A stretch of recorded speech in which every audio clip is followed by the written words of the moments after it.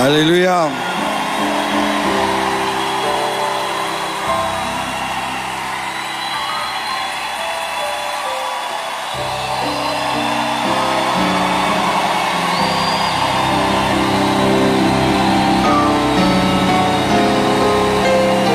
Merci.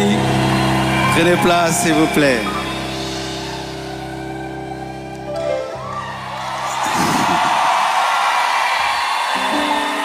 Amen. Ne coupez pas le live, hein? Nous voulons que ça passe en live. Ne coupez pas le live.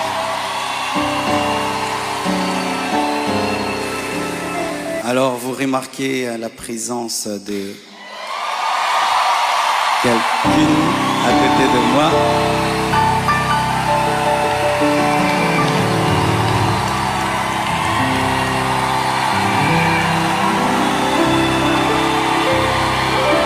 Amen. Est-ce que je peux maintenant parler? Amen. Alors, beaucoup de gens posent la question, elle est d'où, elle est d'où, elle est qui? Même des gens me posent la question, même sur ses cheveux. Est-ce que ce sont ses vrais cheveux? Mais les Congolais, nous sommes graves, hein? Même les cheveux de quelqu'un, vous suivez. Elle est malienne, elle a aussi des origines libanaises, donc c'est un mélange comme moi aussi. Alors, j'ai quelque chose à vous dire. Alors, pour ne pas aller de travers, j'ai préféré écrire afin d'être concis et d'être clair, parce que il est bon vraiment que je vous raconte comment on s'est rencontrés. Amen. Hein?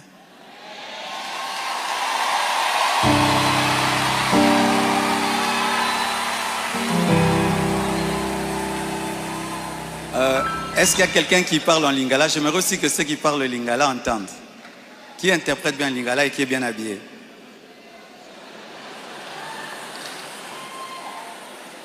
Ok, on va traduire pour ceux qui parlent en lingala un jour.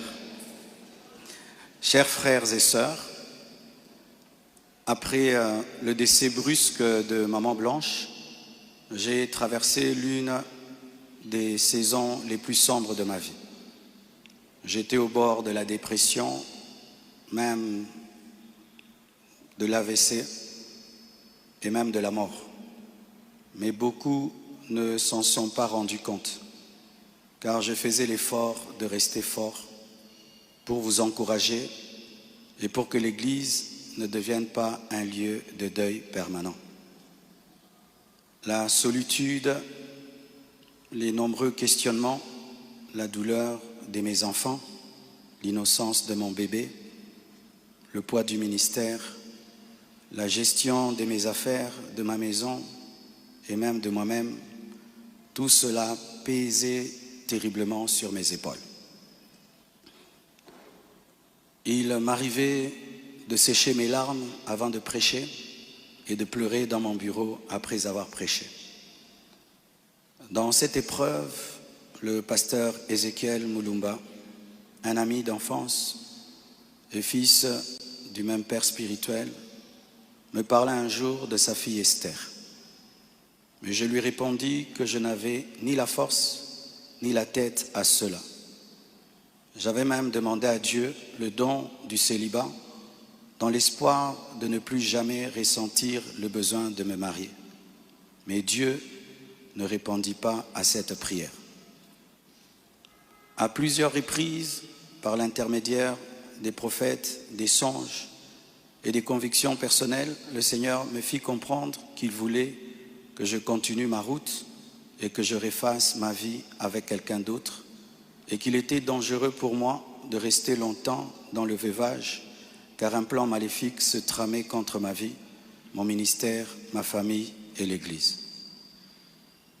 Je me souviens d'une vision particulièrement marquante. J'étais dans une chambre encerclée de très longs serpents aux couleurs magnifiques. Ils faisaient semblant de dormir, attendant que je marche sur l'un d'eux pour m'attaquer. Leur venin était aussi mortel que la beauté de leur couleur.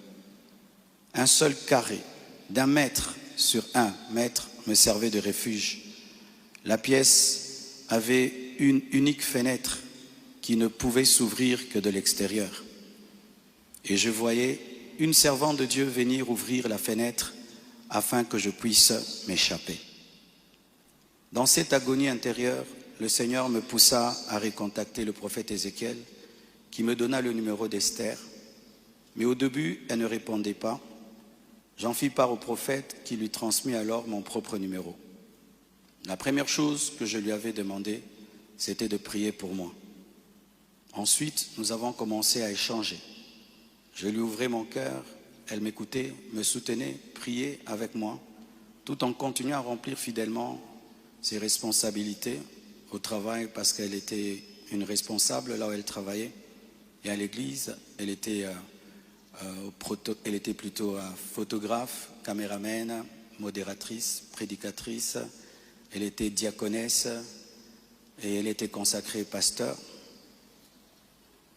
Et elle continue à remplir fidèlement ses responsabilités au travail à l'église, même très tard la nuit quand j'avais des insomnies et malgré le décalage horaire de 5 et 6 heures. Au fil du temps, une relation sincère est née. Une flamme s'est allumée et dans mon cœur, j'ai eu l'assurance que c'était elle. J'en ai parlé à son pasteur, à mes parents, à mes pères spirituels et à mes amis, afin de ne rien faire sans rédévabilité, conseil et prière des autres. Même mes enfants ont été associés. Ils ont souhaité la rencontrer, ce qui s'est fait selon le timing de Dieu à Bruxelles. Le Seigneur m'avait parlé d'une période d'1 an. Il ne l'a pas dit qu'à moi, mais à d'autres, y compris certains d'entre vous. Plusieurs ont même reçu des détails précis la concernant, ce qui confirmait ma direction. C'est pourquoi le mariage a été célébré le mercredi 23 juillet en Belgique. J'aurais aimé qu'il ait lieu à Kinshasa, mais cela aurait été trop coûteux et compliqué à organiser. Je comprends que certains aient été surpris ou même blessés par cette démarche qu'ils trouvent très rapide, mais sachez que pour vous, c'est une année. Mais moi, j'ai senti que j'ai fait 3 ans, tellement que c'était terrible, mais je ne pouvais pas, sur cette chair, vous relater ma vie. Si cela vous a offensé, je vous présente mes excuses les plus sincères, mais sachez ceci, le Seigneur s'est servi d'Esther pour que mes enfants, après avoir perdu leur mère, ne perdent pas leur père, pour que la compassion ait toujours un pasteur debout. Je l'aime profondément.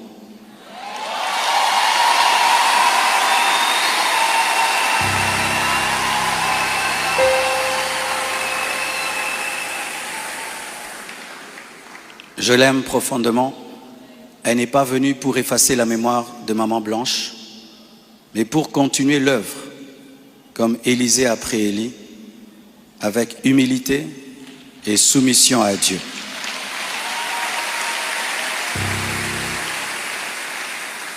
Priez pour elle, elle est étrangère, c'est sa première fois d'être au Congo. Elle a eu le baptême de 4 heures du temps d'embouteillage. Et aujourd'hui, Dieu a fait grâce, il fait froid. Je lui ai dit, tu sens le froid quand même? Elle a dit, mais c'est climatisé. Je dis, non, c'est le vent. Priez pour elle, portez-la dans vos cœurs, comme vous m'avez toujours porté dans les vôtres. Demeurez en paix et continuez à prier pour nous, pour toutes ces certaines choses que vous entendez. Je vais clarifier ça progressivement avec le temps de Dieu, dans l'amour, dans le pardon et dans la sagesse, sans rancune. Et merci de tout cœur et que Dieu vous bénisse abondamment.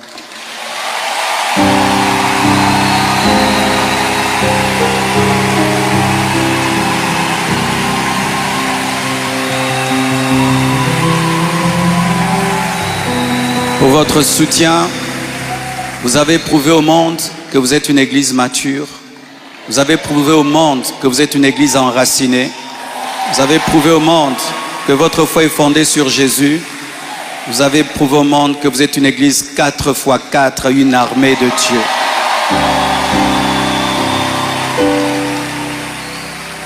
Des fois, j'ai dit à Dieu, tu as beaucoup de serviteurs, pourquoi tout ça c'est moi? Il y a beaucoup d'églises au Congo, pourquoi la compassion, la pluie, les écrans qui tombent sur les gens? Mais nous avons une grande destinée. Un jour, nous comprendrons pourquoi tout ça. Alléluia. Aujourd'hui, nous voulons que vous puissiez prier pour nous. On a prié pour nous à Bruxelles, mais votre prière m'est manquée. Priez pour nous, s'il vous plaît.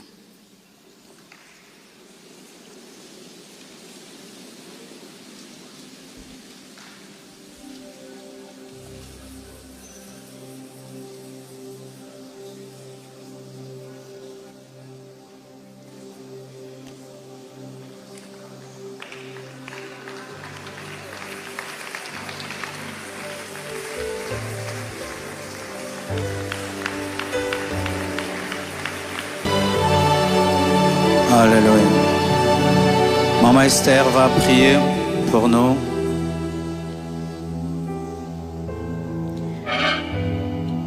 Seigneur, nous voulons te rendre grâce ce matin pour cette première journée, ce premier matin des 25 matins. Nous te rendons grâce éternelle pour tout ce qui a pris place en ce lieu. Nous te disons merci Seigneur parce que nous avons déjà expérimenté ta présence. Nous pouvons palper et sentir ta présence en ce lieu. Et pour cela, nous te rendons des actions de grâce. Nous ne prenons pas part pour acquis ta présence, mais nous savons que c'est un privilège que tu nous accordes de la manifester en ce lieu. Et c'est pourquoi ce matin, nous te disons merci. Nous te recommandons également les restants des 25 matins.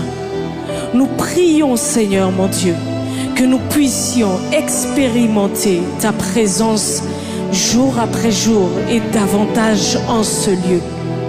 Que nous allions dans une profondeur de ta présence.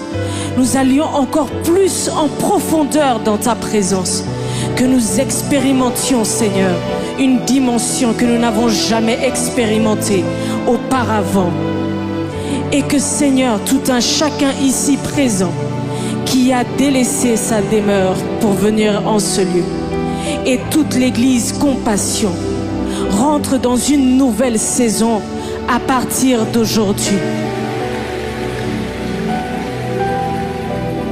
Nous recommandons, Seigneur, tous les orateurs qui vont fouler cet autel, Seigneur. Nous prions, Seigneur, que ça ne soit pas, Seigneur, de par leurs propres mots, par leur propre intelligence qu'ils parlent, mais que ce soit, Seigneur, les oracles de Dieu qu'ils déclarent en ce lieu. Seigneur, nous te recommandons, Seigneur, le retour de toute personne ici présente, Seigneur. Nous prions que tu les protèges, que tu les gardes, que tu préserves, Seigneur, chacun des membres, chacune des familles de cette Église et tous ceux qui nous suivent à distance sur les réseaux sociaux. Bénis le restant de cette journée. Bénis la journée de demain, le culte de demain, Seigneur. Et que toute la gloire te revienne. Tous les honneurs te reviennent, Seigneur. Que toutes les acclamations, Seigneur, montent au-devant de ton trône. Car toi seul es digne, Seigneur, de recevoir notre adoration, notre louange. Tu es le roi des rois. Tu es le Seigneur des seigneurs. Tu es le maître incontesté de l'univers. Il n'y a point d'autre nom, Seigneur, qui soit au-dessus du tien. Sois élevé, Seigneur. Sois glorifié. C'est dans le nom de Jésus que nous avons ainsi prié. Ensemble, nous disons Amen. Que Dieu vous bénisse. Bon retour dans vos maisons. Amen.